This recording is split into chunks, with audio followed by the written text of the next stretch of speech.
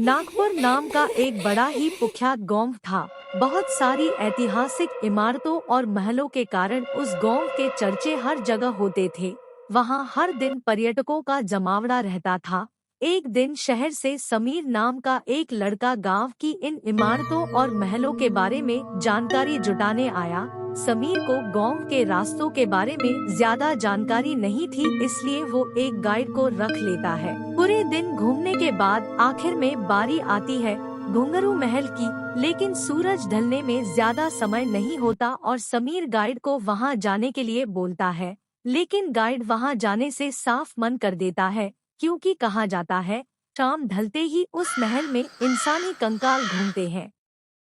जिसको सुन समीर को बहुत तेज हंसी आ गई और वो अपनी हंसी रोक नहीं पाया। गाइड को डरा हुआ देख ये फैसला हुआ कि समीर अकेला ही अंदर जाएगा और गाइड उसके बाहर आने का इंतजार करेगा। उसके बाद समीर अपना कैमरा पकड़े महल के अंदर चला गया। महल के अंदर जाते ही समीर तस्वीरें खींचने लग जाता है। तस्वीरें खींचते खींचते उसे पता ही नहीं चलता कि शाम हो चुकी है। वहीं दूसरी तरफ बाहर से गाइड समीर को आवाज लगाता है, अरे सर, कहाँ रह गए आप? जल्दी बाहर आ जाइए, शाम हो चुकी है। आसपास काफी सन्नाटा होने के कारण समीर को गाइड की आवाज सुनाई दे जाती है। आवाज सुनने के बाद समीर गाइड को वहां से जाने के लिए बोलता है, जिस पर गाइड उसे फिर से आवाज लगाता है, लेकिन सर, आपका ज्यादा देर तक अंदर रहना ठीक नहीं है।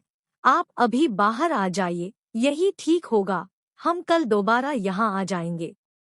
जिस पर समीर उसे फिर से जाने के लिए बोलता है, लेकिन गाइड समीर का ध्यान रखते हुए खुद वही बाहर ठहरने का फैसला लेता है। यही समीर गाइड की बात नहीं मानता और तस्वीरें खींचने में व्यस्त हो जाता है।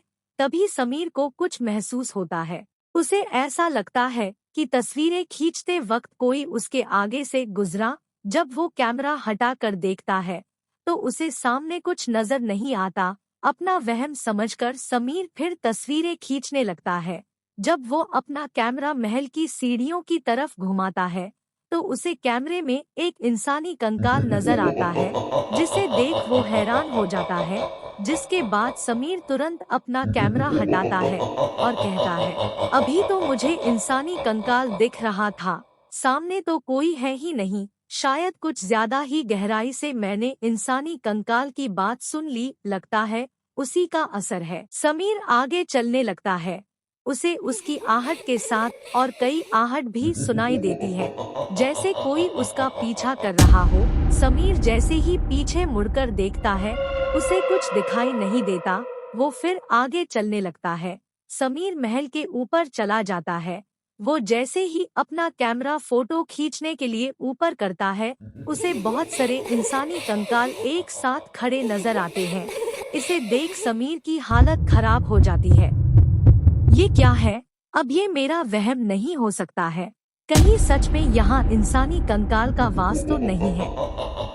समीर अपना कैमरा चारों तरफ घुमाता है तो उसे हर जगह हवा में लटके इंसानी कंकाल ही दिखते हैं। अब समीर को कुछ समझ नहीं आया कि वो क्या करे। इसके बाद वो न घबराने का नाटक करने लगता है और बोलता है, चलो मैंने बहुत तस्वीरें खींच ली, अब मुझे नीचे चलना चाहिए। बिना घबराए समीर सीढ़ियों से नीचे आने लगता है। जैसे ही वो नीचे आता है, उसे अपनी तरफ वो इंसानी कंकाल आते हुए नजर आते हैं और इस बार कैमरे से नहीं, ये सब समीर अपनी आँखों से देख रहा होता है। चलते फिरते इंसानी कंकालों को देख समीर के पसीने छूटने लगते हैं। समीर को कुछ समझ नहीं आता और वो कुछ करने की हालत में नहीं होता। तभी सारे कंकाल उसके इर्द गिर्द चक्कर लगने लगते हैं। ये नज़ारा देख समीर की हालत और खराब हो जाती है और वो चक्कर खाकर वही बेहोश हो जाता है। जब उसकी आंखें खुलती है तो वो अपने आप को अपने होटल में पाता है। तो देखता है कि उसका गाइड और होटल का मालिक उसके पास खड़े होते हैं। तभी समीर बोलता है, मैं यहाँ कैसे आया? मैं तो उस हवेली में था ना। इस पर समीर का गाइड उसे बताता है कि वो उसे यहाँ लेकर आया है। समीर को बहुत तेज बुखार होता है, जिस वजह से उसके सर में बहुत दर्द हो रहा होता है और वो बोलने की हालत में नहीं होता। गाइड की बात सुनकर समीर अपने साथ हुए हादसे को याद करता है और बोलता है, लेकिन मैं तो उन इंसानी कंकाल से घिरा हुआ था जिसके बाद मैं शायद बेहोश हो गया था। मुझे उसके बाद का कुछ भी याद नहीं। जिस पर गाइड उसे बताता है कि जब वो बेहोश था तब उसे यहाँ लाया गया। ये सुन समीर पूछता है कि तुम तो अंदर आते तो फिर मुझे लेने तुम कैसे आए? जिस पर गाइड ने उसे बताया, काफी देर तक जब आप बाहर नहीं आए तो मुझे फिक्र होने लगी और मैं कुछ गौंव के साथ महल के अंदर आ गया। जब हम अंदर पहुंचे तो आपको जमीन पर बेहोश पाया।